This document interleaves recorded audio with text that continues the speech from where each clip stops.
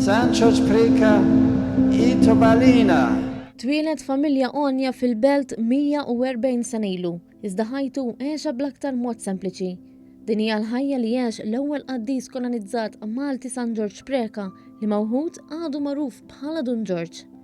F'żożitu meta daħal fis-seminarju dak iż-żmien Malta kienet għaddejja minn faqar ekonomiku u soċjali. Iżda Dun George għaraf li l-faqar tat-talim nisrani kien akbar. Soċju tal-mużew spjegalna kif laqda li waqqaf twieldet falqa biswit il-Knisja ta' San Gejtanu fil-Ħamrun. Hemm grupp ta' żgħażagħ jintefgħu hemmhekk ipejpu s-sigaretti, jilagħbu l-futbol u darba minnhom Dun George ngħidu mhux qassis indies ftit magħhom. Talabhom sigarett u beda jitkellem magħhom purament dwar is-Sinjur Alla fl-aħħar mill-aħħar. Taw iż-żgħażagħ intlaqtu ħafna mill-karattru tiegħu, mill-mod sempliċi wkoll kif kien qed jitkellem anke marraw li kien qed ikun viċin il-poplu. Dun George ma kienx persuna li jħobb jieħu ritratti u l-ftit memorji tiegħu f'ritratti ttieħdu bil-moħbi.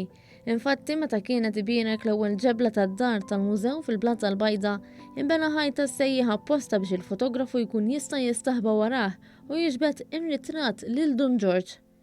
F'jum twelidu l-qassis Preka jibqa' mfakkar kemm kien persuna viċin tan-nies. Mill-eżempji ta' ħajtu dejjem xtaq ikun viċin il-poplu biex hu jwassal iktar ħaġa li skontu u tagħmel sens iwassal lil Ġesu.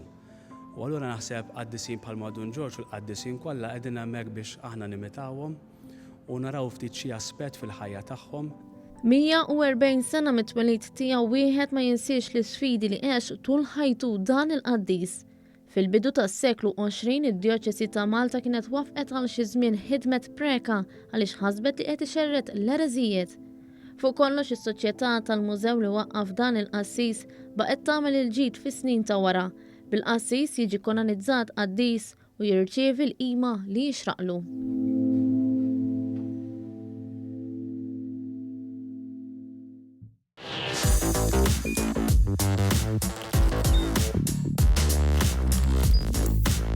Idħol fuq one.com.mt u hemmhekk tista' tara l-programmi kollha li jxandru fuq One permezz ta' One Play.